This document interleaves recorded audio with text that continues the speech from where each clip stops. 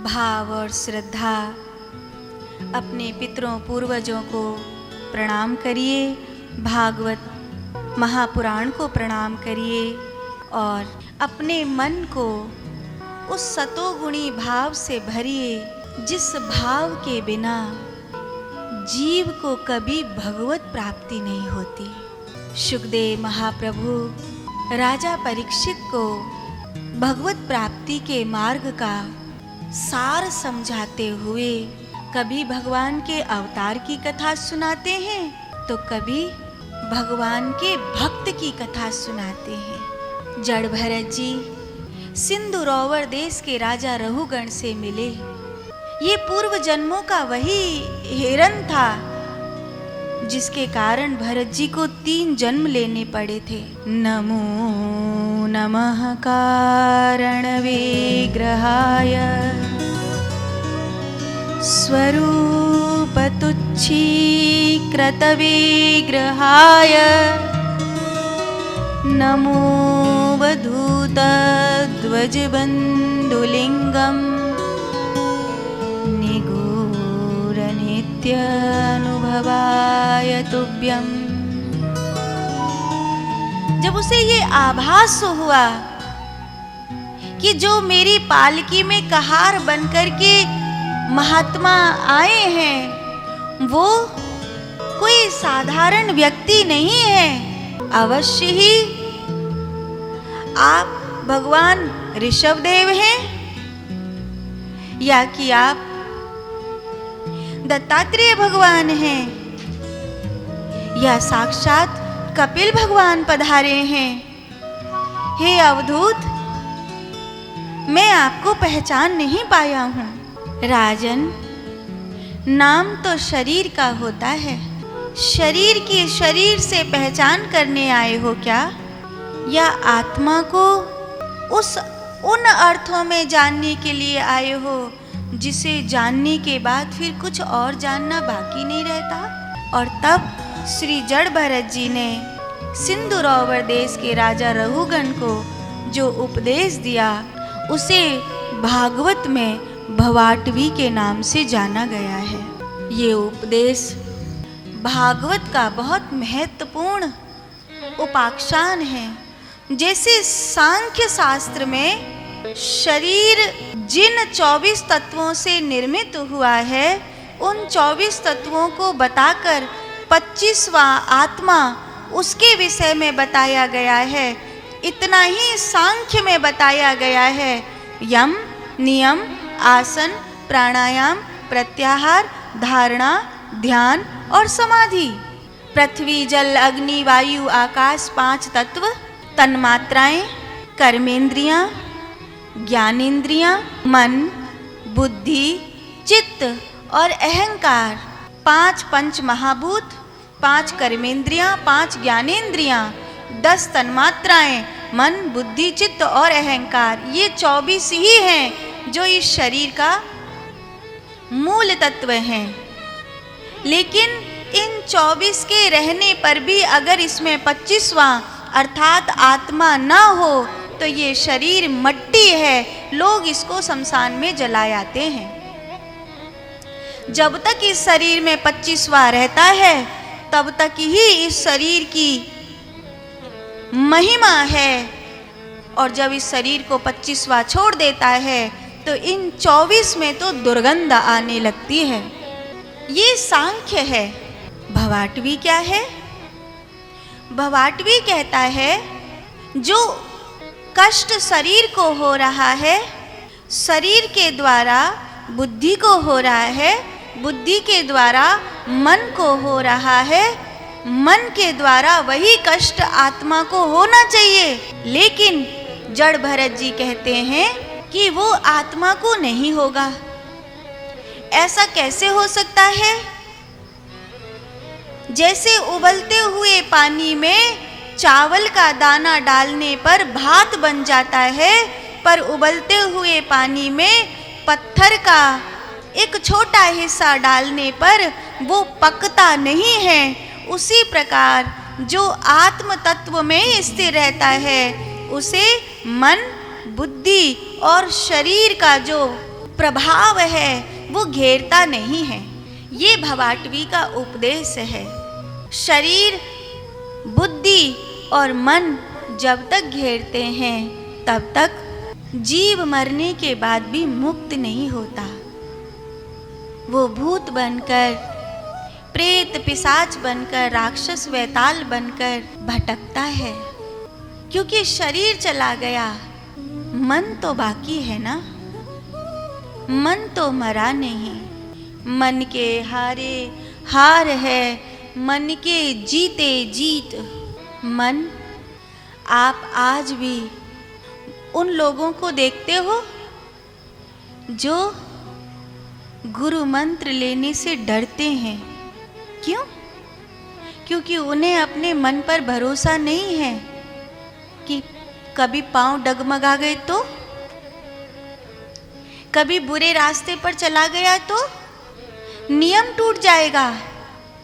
ये गुरु की कंठी पहनने का नियम टूट जाएगा। नहीं, मैं नहीं लूंगा गुरु मंत्र। बूढ़ा हो जाऊंगा तब ले लूंगा। जिंदगी का भरोसा है क्या? कब्र में पांव लटकाकर बैठे हैं, अब गई के तब गई। कौन जाने कब किसका बुलावा आ जाएगा। लोग कहते भी हैं,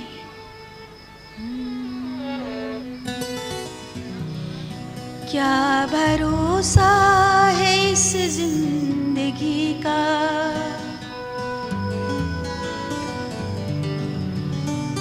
साथ देती नहीं ये किसी का।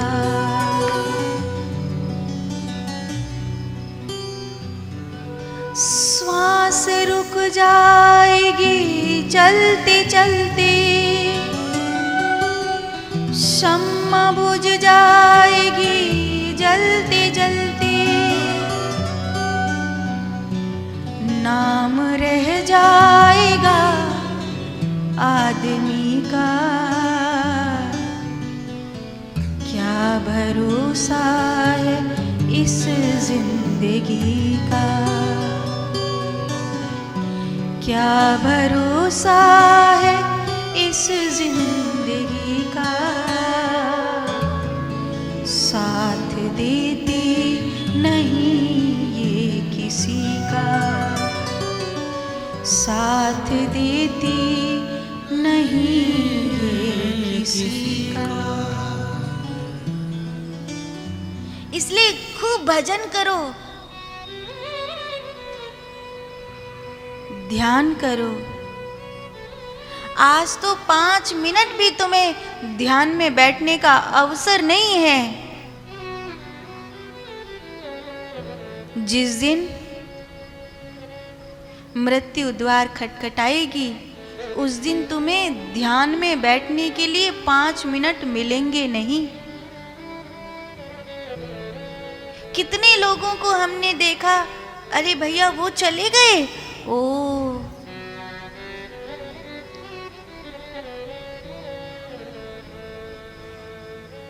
एक बात कहूं, अगर आपको भजन में मन नहीं लगता, घर में खूब सारे दुख हैं, शरीर में खूब सारी बीमारियां हैं और तमाम तरह का पितृदोष और फलाना और ढिकाना ये सब है, तो आज से ही नियम शुरू कर दो।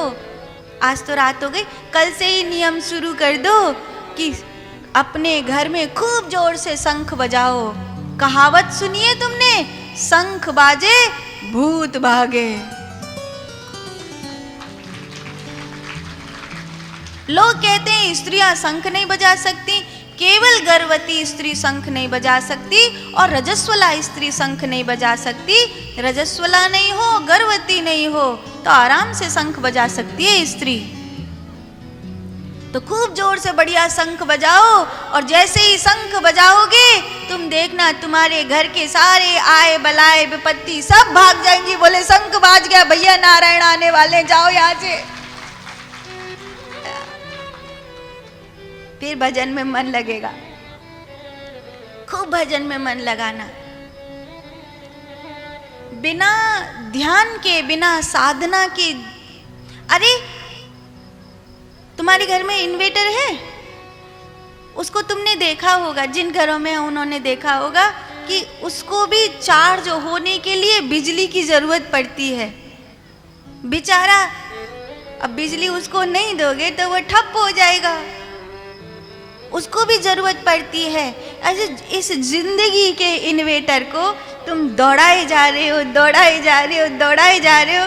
अरे इसे राम नाम की थोड़ी सी बिजली तो दो, थोड़ी सी ऊर्जा तो दो इसे। 5 मिनट तो बैठो कम से कम भगवान के आगे। किसके लिए दौड़ रहे हो भैया? मैं मेरी मैयाओं से कहूं, गृहस्थी के जितने काम हों, ढेर काम में से भी आप अगर चाहोगी तो भजन करने के लिए, नाम जप करने के लिए, ध्यान साधना करने के लिए कुछ समय निकाल ही लोगी। और ये तो ठान ही लो कि आमिष भोजी कभी भगवान को प्राप्त नहीं हो सकता। निरामिष आहार करो। कोई किसी का मांस कैसे खा सकता है?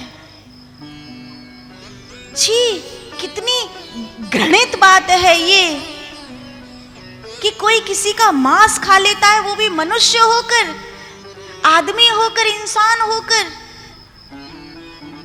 पशु नहीं है, जंगल के जानवर नहीं है, इंसान है। इंसान होकर कोई किसी का मांस कैसे खा सकता है? कितनी कितनी घृणित, कितनी सोचने में ही निंदनीय बात लगती है ये कि कोई किसी के मांस को खा सकता है। छी! अरे किसी संत से, किसी वैष्णव से पूछो, वो मर जाएगा पर किसी का मांस कभी अपने मुख में नहीं डालेगा।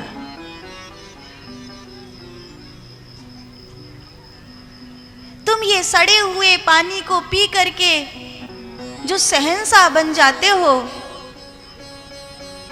अपने घर का पैसा बिगाड़ देते हो, अपने परिवार की खुशियों को खत्म कर देते हो, क्या मिलता है तुम्हें इसमें? अपनी जिंदगी खत्म, अपने परिवार की खुशियां खत्म, जो 4 पैसा था वो खत्म, घर घूरे बिक जाते हैं। भगवत भक्त बनो और इतनी निष्ठा, इतना संकल्प करो कि मर जाऊंगा पर इस घृणित वस्तु को हाथ नहीं लगाऊंगा, इसे हाथ नहीं लगाऊंगा, इस गटर के पानी को नहीं पीऊंगा, मैं किसी का मांस नहीं खा सकता हूं मैं। संकल्प लो और भगवान के ओर पग आगे बढ़ाओ। ये जीवन बड़ा कीमती है, मुट्ठी में भरे हुए रेत की तरह खसकता जा रहा है। मौत आए उससे पहले भगवान का द्वार खटखटा लो। मृत्यु से छाती तान कर कहो कि तू मेरा द्वार खटखटाएगी, उससे पहले मैं परमात्मा का द्वार खटखटा दूंगी। तूने मुझे निर्बल समझा है, इतनी कृपा सांवरे बनाए रखना, इतनी कृपा सांवरे बनाए रखना, मरते दम तक सेवा में लगाए रखना, इतनी कृपा सांवरे बनाए रखना, मरते दम तक सेवा में लगाए रखना, इतनी कृपा सांवरे बनाए रखना, मरते दम तक सेवा में लगाए रखना, इतनी कृपा सांवरे बनाए रखना, मरते दम तक सेवा में लगाए रखना। तू मेरा मैं तेरा सांवरे, तू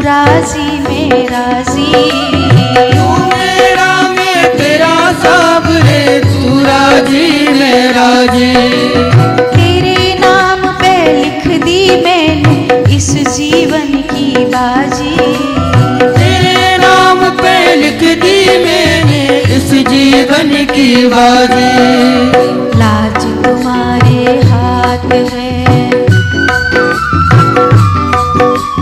लाज तुम्हारे हाथ है, बचाए रखना।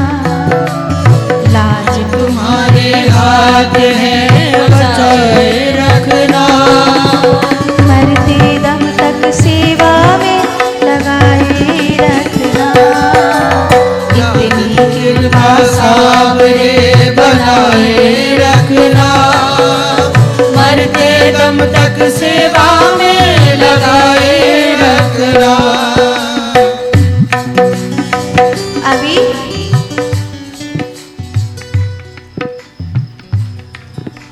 कोई कह रहे थे कि ये जो कथावाचक बड़ी बड़ी कथाएं करते हैं, लाखों लाखों रुपया लेते हैं कथा सुनाने का, तब करते हैं कथाएं। मैं आपको सच बताऊं, मैं साल में आधी से ज्यादा कथा आदिवासी वनवासी क्षेत्रों में करती हूँ, जहाँ कथा करने के बाद मेरे घर से पैसा लगता है। कथा सुनाने का मुझे एक भी रुपया नहीं मिलता, क्योंकि ये बात मैं भी जानती हूँ कि गरीब आदमी जब कमेटी बना करके कथा कराता है तो वो कोई करोड़पति नहीं है। 150 रुपया चंदा करके कथा कराई जाती है, और उसमें भी थोड़े से लोग ऐसे हैं जो मुट्ठी बांध कर दे देते हैं और शोर नहीं मचाते। ज्यादातर लोग तो ऐसे हैं कि 100 रुपया भी देंगे तो कहेंगे माइक से बोलो पहले। हाथ जोड़ने पड़ते हैं। कोई आज का प्रसाद बंटवाएगा क्या, कोई कल का प्रसाद बंटवाएगा, कोई मंदिर में ये वाली सेवा करेगा क्या? कठिन है, बहुत कठिन है। और अब तक आदिवासी वनवासी क्षेत्रों में लगभग 70 से ज्यादा मंदिर मेरे हाथ से प्राण प्रतिष्ठा हो चुके हैं। इस बात का मुझे गर्व है। अब बस तुम अपने मयूरनाथ की तैयारी करो कि जितनी जल्दी हो इस मंदिर की प्राण प्रतिष्ठा हो सके। कहीं ऐसा ना हो कि नींव मैंने रखी थी, सपना सपना ही रह जाए, प्राण प्रतिष्ठा हो ही नहीं। इंतजार करते करते भला समय है। दूसरा, लगभग 118 गुरुकुल इस समय आपके ध्यान मूर्ति सत्संग सेवा संस्थान के आदिवासी वनवासी क्षेत्रों में चल रहे हैं। 30-35 लाख रुपए महीने का आपकी संस्था का खर्च है। 150 गौवंश है हमारे पास, जो घायल बीमार गौवंश है, जिनका हर दिन अच्छा भोजन, अच्छा रहनवास, दवाइयों का करीब 1000-1200 महात्मा हर दिन भोजन करते हैं। आप कभी वृंदावन आके देखो तो आपको पता चलेगा। हर साल हजारों पेड़ लगाना, हर दिन लावारिस मृत लोगों की अंतिम संस्कार की सेवा को संभालना, जो प्रभु आश्रित होकर मर गए उनकी, इतने सब कार्य हर दिन करना।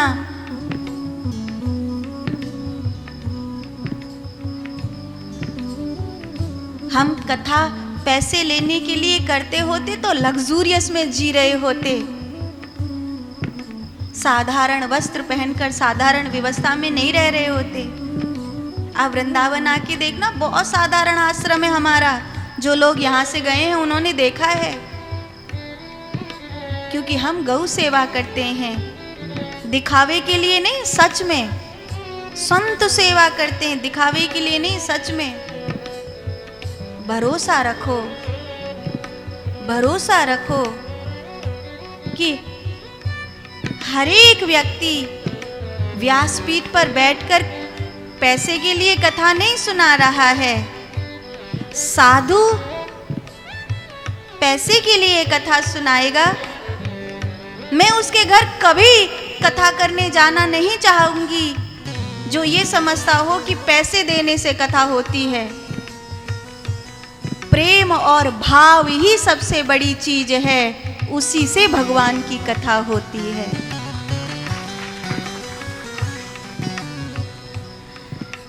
इतनी कृपा सांवरे बनाए रखना, मरते दम तक सेवा में लगाए रखना। इतनी कृपा सांवरे बनाए रखना, मरते दम तक सेवा में लगाए रखना। इतनी कृपा सांवरे बनाए रखना, मरते दम तक सेवा में लगाए रखना। इतनी कृपा सांवरे बनाए रखना, मरते दम तक सेवा में लगाए रखना।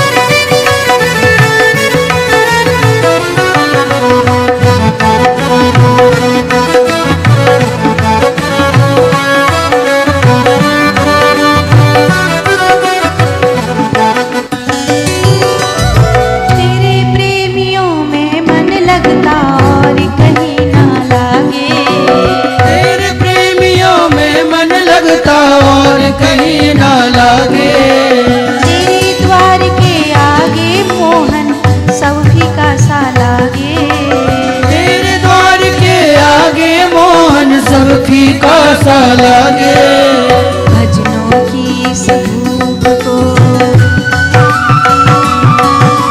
भजनों की इस धूप को जगाए रखना।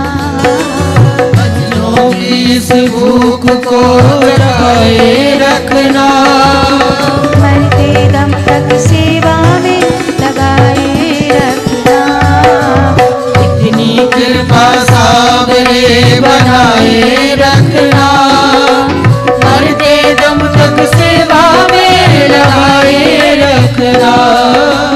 इतनी कृपा सांवरे बनाए रखना, मरते दम तक सेवा में लगाए रखना। इतनी कृपा सांवरे बनाए रखना, मरते दम तक सेवा में लगाए रखना।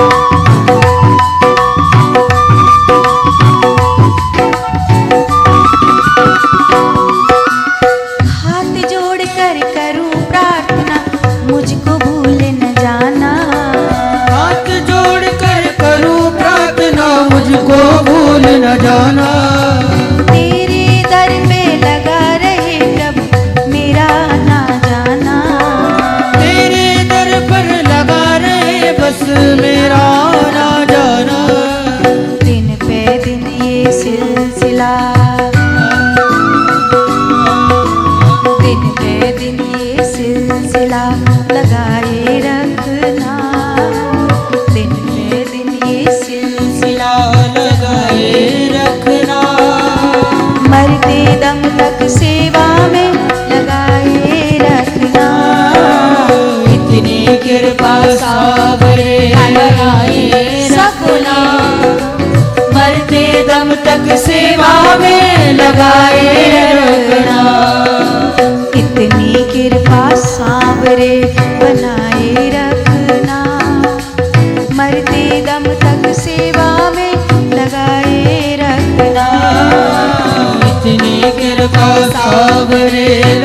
लगाए रखना, मरते दम तक सेवा में लगाए रखना, मरते दम तक सेवा में लगाए रखना, मरते दम तक सेवा में लगाए रखना, मरते दम तक सेवा में लगाए रखना, मरते दम तक सेवा में लगाए रखना।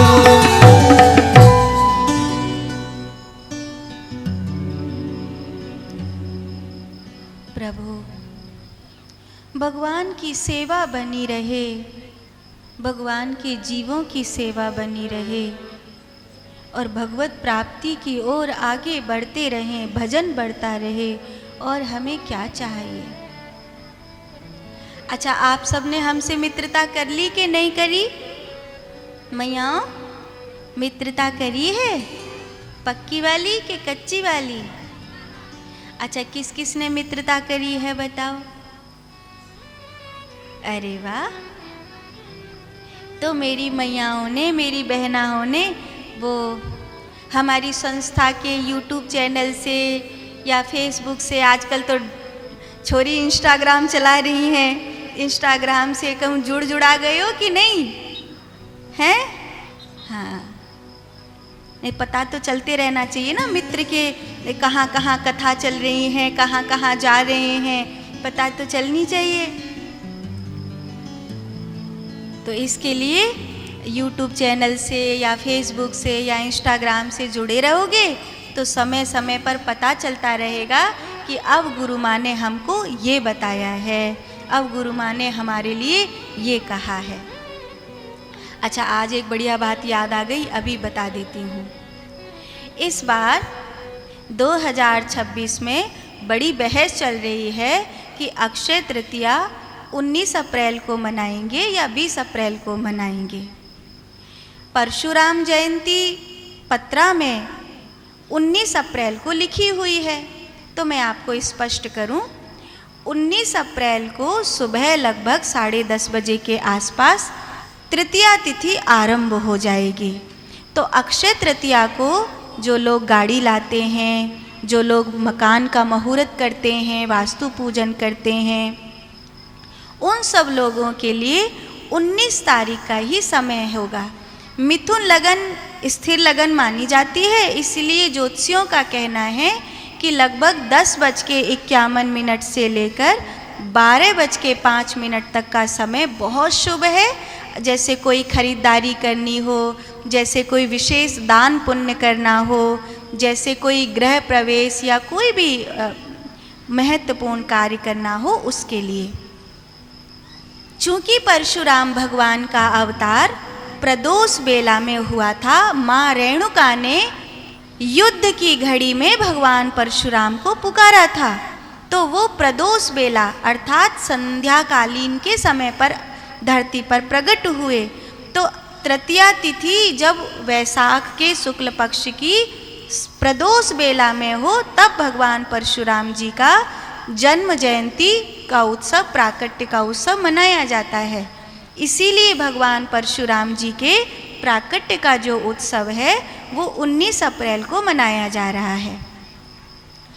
जो हमारे बद्रीनाथ जी के पट खुलते हैं, जो हमारे वृंदावन में बांके बिहारी जी के चरण दर्शन होते हैं, उनकी तिथि मुहूर्त के अनुसार देखी जाती है।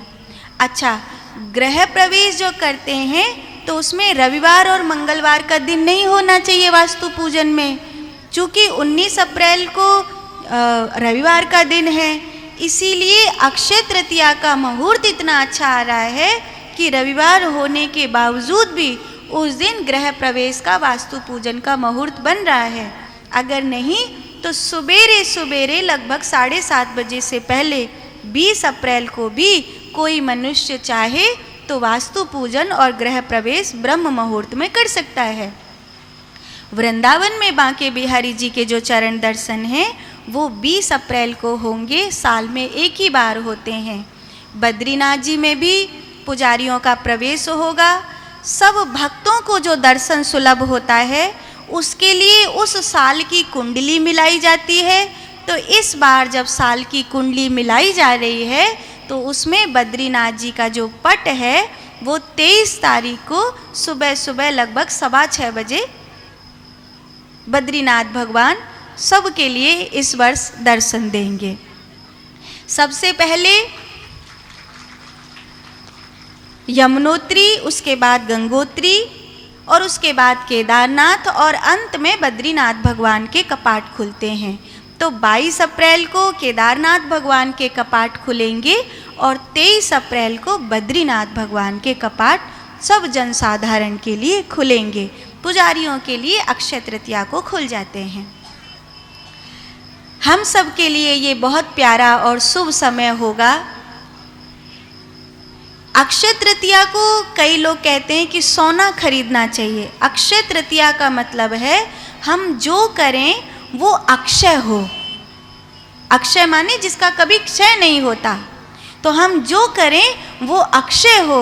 इसके लिए ये थोड़ी है कि हम सोना खरीदे तो भाई हमारी सोना ही अक्षय हो जाए, ऐसा नहीं। भजन करो, ध्यान साधना करो, वो हमारी अक्षय होनी चाहिए। ज़्यादा से ज़्यादा भगवान के नाम का जाप स्मरण करो, वो हमारा अक्षय होना चाहिए। अच्छा, जो विशेष है वो उसमें दान करने का मुहूर्त है।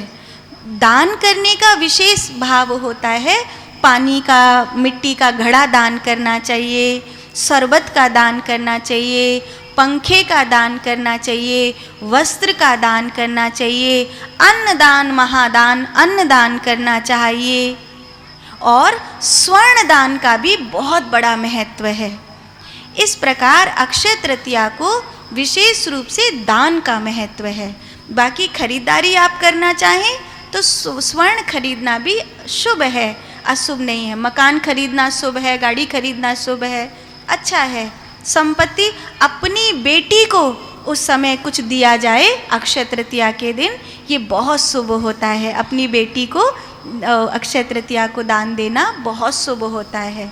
अपने भानज को, अपने भांजियों को दान देना बहुत शुभ होता है। बेटियों को, बेटी के बच्चों को ये देना बहुत शुभ होता है ऐसा।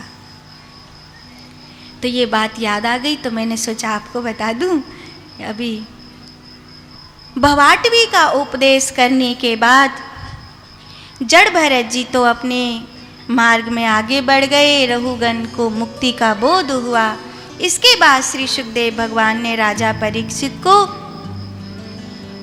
ग्रह नक्षत्रों की गति के विषय में बताया, सूर्य के रथ के विषय में बताया, 14 भुवनों के विषय में बताया। तल, वितल, तलातल, सुतल, पाताल ये धरती के भीतर हैं और ध्रुव लोक, जनह लोक, तपह लोक, मनह लोक, स्वर्ग लोक ये धरती के ऊपर हैं। इस प्रकार बताया। फिर 28 प्रकार के जो नरक होते हैं, मनुष्य जैसा कर्म करता है वैसा नरक भोगता है। रोवर, महारोवर, कुंभीपाक, तामिश्र, अंध्र, त्रामिश्र, गरुड़ पुराण में जो वर्णन किया गया है उसी का यहाँ पर संक्षिप्त वर्णन करके 26 अध्याय वाले भागवत जी के 5वें स्कंद को प्रणाम करके पूरा किया और भागवत जी के 6ठे स्कंद में भगवान की नाम महिमा गाते हुए भक्त अजामिल की कथा सुनाई।